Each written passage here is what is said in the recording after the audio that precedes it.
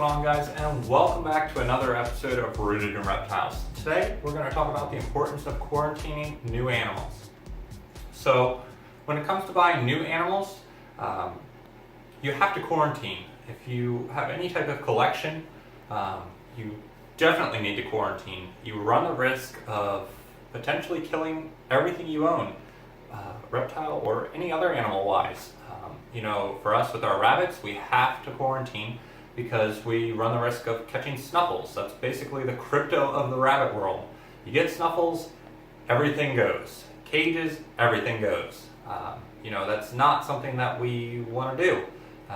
You lose all that money and all those animals die basically purely because you were too lazy to take the necessary precautions for an animal that might be sick. This guy is just going crazy here. But anyway, so even when you have one pet, if you buy a new skink, skink breeding season is right now. And so all these babies are going to become available here in the April to May time frame, all throughout the summer. Lots of people are going to be buying new skinks. That's great, definitely great. Even if you're a pet owner, you should take the time and quarantine your animal. If you set up some big elaborate cage and then come to find out your animal's sick and dies potentially, you shouldn't reuse the decor that's in the skink enclosure.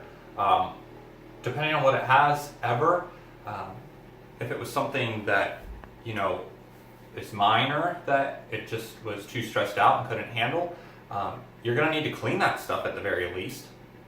So why would you make all that extra work instead of waiting the proper 90 days?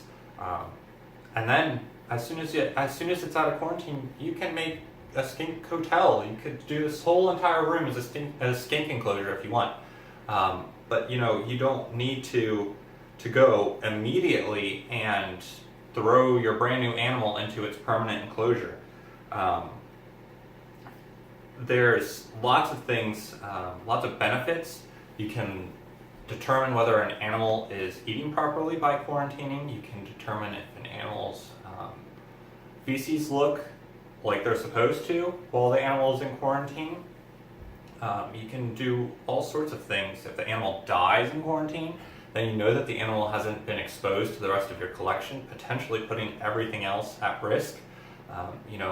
If you get crypto in the reptile world, all your stuff goes. You can't reuse your cages, you can't do anything. All your animals are going to be put down, and if you don't put them down, they're all going to die.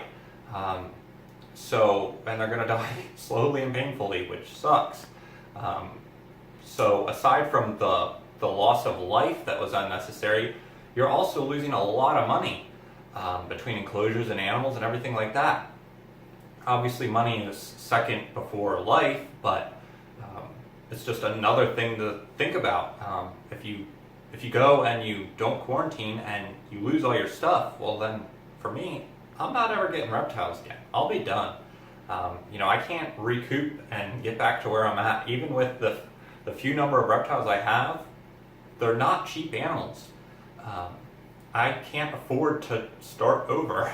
It's just not possible. Especially now that I have a house and things like that, it's just not possible for me to start over. So I have to go from where I'm at, and I have to take the necessary precautions. That's why my boas are downstairs. They're in a completely separate environment, completely separate level of this house. They're the very, very last things that I deal with prior to a shower, and I keep it that way so that way these guys aren't exposed to them until they are out of their quarantine. Until the boas are out of their quarantine. You don't want to risk your animals being sick or anything like that.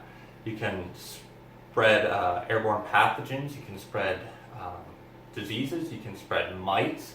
If you get mites, you're going to be miserable. You're going to have to clean all your enclosures, treat all your animals. It's miserable. They're super hard to get rid of, and you don't want mites with one animal, let alone 5 animals or 10 animals or 50 animals or 100 animals, or some people who have hundreds of animals or thousands of animals, if you got mites, you're screwed. You'll be able to get past it, but it's going to cost a lot of money to get rid of all these mites. And it's just going to make your life miserable because it's all you're going to ever be able to do is fight mites.